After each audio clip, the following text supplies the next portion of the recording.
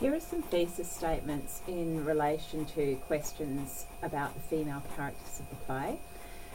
A good thesis statement is not going to simply be descriptive. It's not going to stop at saying Ophelia or the female characters in the play are weak and subservient.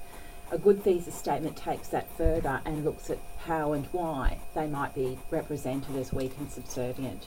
And don't forget, you could get a question where you have to look at female characters in relation to the male characters. So you might need to, for example, look at Ophelia's relationship with Hamlet and how that changes and how he treats her and why he treats her those ways. You might get a question which asks you to compare Gertrude with her theatrical foil, the player Queen. So you've got to be flexible and not make assumptions about possible questions. So the first statement, Ophelia's transformation from weak, subservient daughter to an enlightened and liberated madwoman who absconds from her place in the social order positions audiences to understand the pain Hamlet has inflicted on those closest to him. Now, what makes this a reasonable thesis statement is it's certainly not just descriptive. It's arguing that, okay, she's weak and subservient for some of the play, but she also undergoes a transformation from that, and that's when she descends into lunacy. And so there's something there that you have to unpack and show, because you're seeing the character as being more complex and three-dimensional. You've also got another aspect of that thesis, which is about understanding the pain that Hamlet has inflicted upon those closest to him.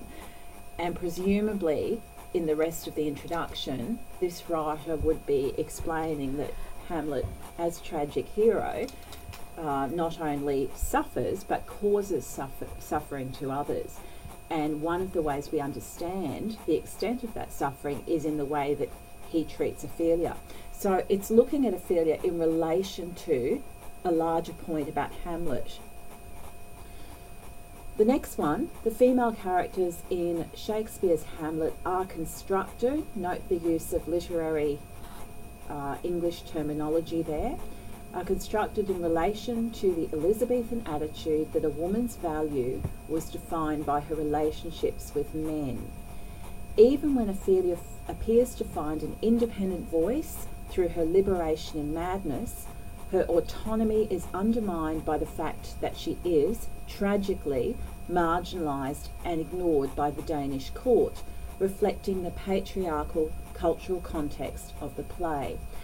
So that's an essay thesis statement which is very much looking at what a character like Ophelia reveals about the cultural and historical time in which the play was written. So it's not just describing her, it's saying she's constructed in a certain way because of the era and the cultural background in which Shakespeare was writing. And again, you've got some statements within that broader thesis statement that need to be unpacked and explored. They're contentious. In other words, you could argue against them. For example, her liberation in madness. Well, in what sense is her madness liberating? Presumably because it allows her to call it as it is and to speak the truth. But that obviously has tragic consequences. So this again is a good thesis statement because there's plenty there to unpack.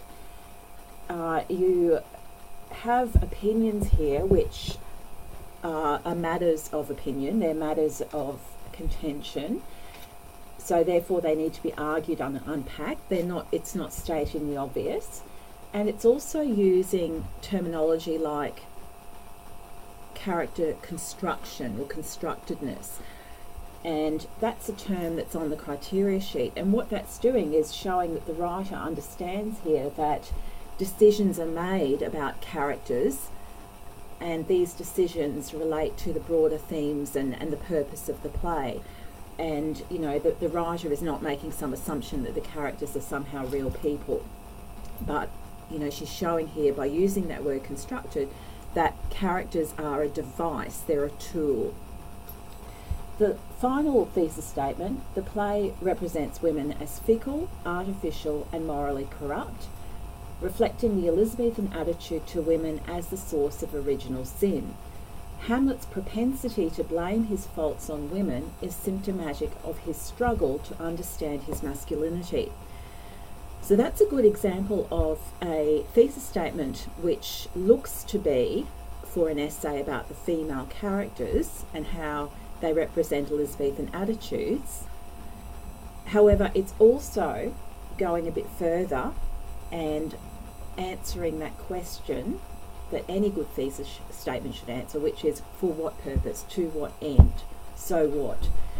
And that is that the women are represented in a certain way to reveal that Hamlet is struggling to understand what kind of man he is and what kind of man he ought to be.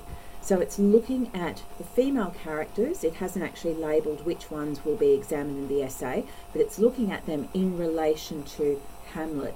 So it's setting up a much more complex essay than something very basic, such as the female characters in the play are weak and subservient. And with a thesis statement like that, there's nowhere to go with that. It's going to be very descriptive. It's not going to be terribly hard to show the female characters as weak and subservient.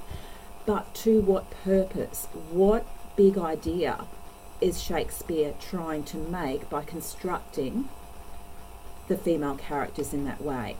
What are we as audiences positioned to understand? What are we meant to get by having the female characters constructed in this way?